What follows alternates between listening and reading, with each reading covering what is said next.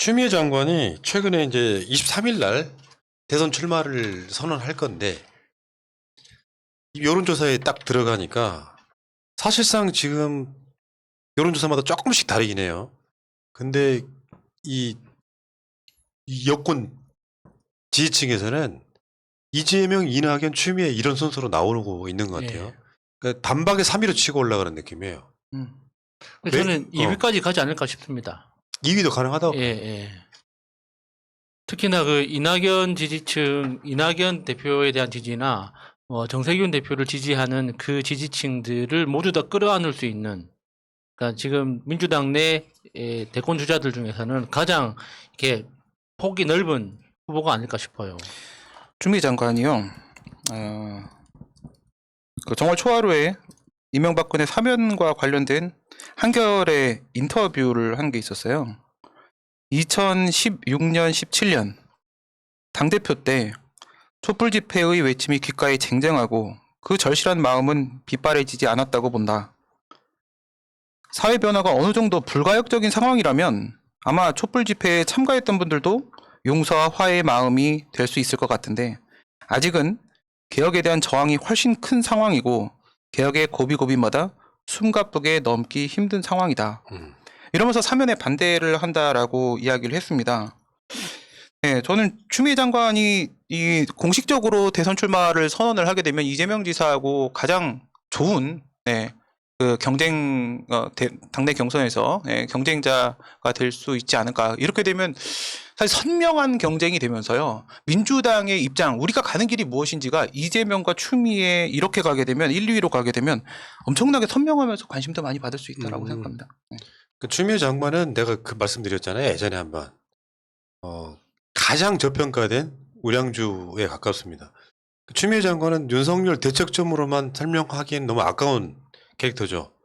실제로 이 민주당 당대표 경험을 한 사람이고 그게 그냥 당대표를 한 게 아니라요. 임기를 채운 최초의 당대표이기도 하고 여성 대표이기도 하고 여성 국회의원 뭐 5선씩 할 정도인데다가 자기 어떤 이 높이를 좀 낮춰가지고 당대표급이 장관으로 가는 그 선례를 만드신 분이라 저는 되게 안타까운 거예요. 근데 이제 대선에서 이런 부분이 있거든요. 추미애 장관 같은 경우는 경선 연기론 반대하는 사람이에요.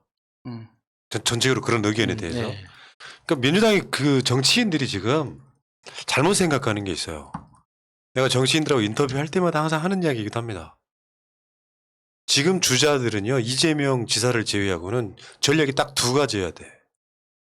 하나는 2등 전략이어야 돼. 나는 2등 나겠다 전략으로 가는 거예요. 그리고 또 하나는 이번 선거가 아니라 다음 선거 때 1등 전략으로 가는 거야. 지금 2등 전략은 차기 1등 전략이거든요. 이게 뭐냐면 그럼 그 전략을 어떻게 가느냐. 첫 번째 1등에 대한 나를 굳이 세울 필요가 없는 게 이재명이 지금 악의 구도 속에 있는 악이 아니에요. 이재명이 오히려 선의 구도에 들어있단 말이에요. 이재명하고 나를 세우면 지지를 올리기 힘들어요. 오죽했으면 이낙연, 정세균 두 분의 공약이 경선 연기가 됐겠습니까? 자기들 공약이 알려지지 않은 상태로 계속 가고 있단 말이에요. 근데 정치란 대선은 무엇입니까? 미래에 대한 기대치란 말이야. 그러니까 공약 하나가 머릿속에 딱 새겨지는 순간 그 사람은 정치적 자산이 생기는 거예요. 근데 일이 주자건 당내 주자건 뭐 어쩌건 간에 비호감, 네거티브로 가기 시작하잖아. 그러면 그 다음 선거에 자산이 안 돼요. 계속 그런 사람이라고 인식된단 말이야. 그나마 이재명은 대단하다고 느끼는 게 그런 논란들이 있었잖아요. 지난 경선 때. 그걸 뭘로 극복을 했냐면 자기 정책으로 극복을 해버려요. 그러니까 싫어했던 사람들이 되게 많은 사람들이 시간이 지나면서 그래도 이재명 일 하나는 잘하지. 이런 이미지를 갖기 시작해서 그렇게 끌어오는 거랑 일반 정치인들 지금 연세 되셔가지고 70 넘어가신 주자분들이 한 두 분 계시잖아요. 이분들은 그 다음 차기를 보는 건 좀 어려워. 5년 후니까. 정세균 총리만 해도 5년 후면 77세입니다. 고마합시다. 이낙연 총리 다음 대선이면 75세거든요. 그러니까 고마합시다. 이분들한테는 이번 대선밖에 없는 거지만 대통령이 전부는 아니잖아요. 그러니까 아까 말씀드린 것처럼 대선 주자들이 그 외 분들은 2등 전략 차기 대선을 바라보고 가는 쪽에서 뭔가 이렇게 오소독소하고 재밌는 걸 만들어야 되는데 경선을 보는 사람들이 짜증나게 만들면 안 된다는 거예요. 그러니까 저희가- 푸나님이 항상 말씀하시는 거 있잖아요. 정치인들은 지지자들한테 마음의 빚을 남겨야 된다고. 그래서 그러니까 방금 말씀하신 걸 다르게 표현을 하면 이 경선을 보면서 지지자들이 왜 내 표는 하나밖에 없는 건가? 왜 표를 2개, 3개 줄 수가 없나? 이렇게 안타까워야 되거든요. 그런데 내가 나한테 표가 3개가 줘도 난 쟤한테는 못 줘. 라는 이런 감정을 들게 만들면 이번 판이 아니라 다음 판에 나오더라도 절대 지지 안 해요. 그러니까 이게 경선 룰이 어떻게 되든 경선 연기 뭐 이런 이야기 다 똑같은 건데 아니 왜 사람들을 불쾌하게 만들냐고요. 지지자들을 이렇게 모욕하는 것 같은 행동들을 왜 하고 있는지 저는 진짜 납득이 안 돼요. 제가 올 초에요. 그 추미애 장관이 퇴임하고 나서 바로 방송을 했는데 추미애 장관이 대선 주자로 나서야 되는 이유를 당시에 6가지인가 이렇게 제시를 했거든요. 그걸 좀 말씀을 좀 드리고 싶은데요. 사실 추미애 장관이 그동안 걸어온 길은 엄청납니다. 네, 헌정사상 최초 여성 지역구 5선 국회의원, 네, 서울 지역 최초 여성 국회의원, 판사 출신 최초 국회의원, 뭐 이게 끝도 없습니다. 근데 이런 스펙을 갖고 있는데 말씀하신 대로 상당히 저평가를 받고 있는 상태거든요. 그래서 왜 나서야 되는가? 첫 번째, 이 촛불 시위를 유혈 사태 없이 안전하게 마무리 짓고 성공시킨 주역이 박원순 시장과 추미애 장관입니다. 그렇죠?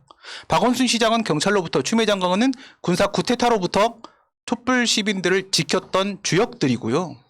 그다음 두 번째, 추미애 장관은 상임선대위원장으로서 문재인 대통령 당선에 혁혁한 공을 세웠는데 41%로 압도적 승리를 이끌어낸 사람입니다.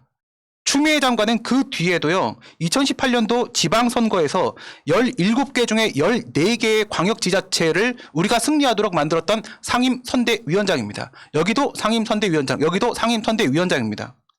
네 번째, 지금까지 민주당의 이 희미한 스탠스를 추미애 장관은 선언을 하는 순간 저는 10%까지는 올라간다고 보거든요. 10%까지 올라가게 되면 지금까지의 이 민주당의 희미한 스탠스를 해결하고 지지층의 재결집, 대선 주도권을 쟁취할 수 있게 만들 수 있는 사람이다라고 생각을 하고요. 추미애 장관이 당시에 국회에서 이런 얘기를 한 적이 있죠. 대선 출마할 거냐, 당시 3위였어요. 아무 말도 없이 3위였는데 법무부 장관으로서 일을 끝까지 하겠다라고 했습니다. 그 얘기는 추미애 장관은 당을 앞세우지 자기 정치하려고 하는 사람이 아니다. 마지막, 추미애 장관과 윤석열의 리턴 매치를 보고 싶다. 이 리턴 매치에서 고시 권력을 민주 권력이 짓밟아버리는 것을 추미애 장관이 분명히 보여주실 거다라고 생각을 합니다. 선거 구호가요, 사람이 높은 세상이에요. 왜 노무현 대통령은 사람 사는 세상이었고 문재인 대통령은 사람이 먼저다였고 저는 사람 위에 사람이 없는 세상입니다. 사람이 높은 세상. 그러니까 네. 뭐 같은 맥락이겠죠. 네. 좋네요. 실제로는 윤석열이 생각할 수 없는 거. 윤석열은 그거잖아요. 동훈이가 먼저다 이런 거잖아요. 앞세기 먼저. 건이가 먼저다 이런 거. 앞세기 먼저다 이런 건데. 이동훈은 아니죠? 그러니까 최소한 정치인은 속마음은 기본적으로 그게 깔려 있어야 된다고 생각해요. 정치는 사람 때문에 하는 거예요. 사람이 아니고 얘네들은 그래서 왜 검찰주의 이런 것들이 위험한 게 그런 거잖아요. 검찰만 지키기 위해서 하다 보니까 현대 정치, 현대 검찰의 가장 큰 문제점은 인권이거든요. 그 인권의 그 인이 사람을 뜻하는 거잖아요. 사람 위에 있는 법. 그래서 조국 장관네처럼 막 100군데 가까이 압색해버리면 사람의 인권은 무너질 수밖에 없거든요. 드러나지 말아야 될 거, 중학교 때 일기장까지 드러나는 게 다 인권의 어마어마한 수사 잘못된 거거든요. 사람이 높은 세상이라는 구호를 지금 들고 나오는 것 같고요. 그러면 지켜보세요. 23일 날 대선 출마 선언 하니까요. 추미애 TV로 23일 날 오후 2시에 생중계 된다고 합니다. 자, 지켜보시기 바라겠고요.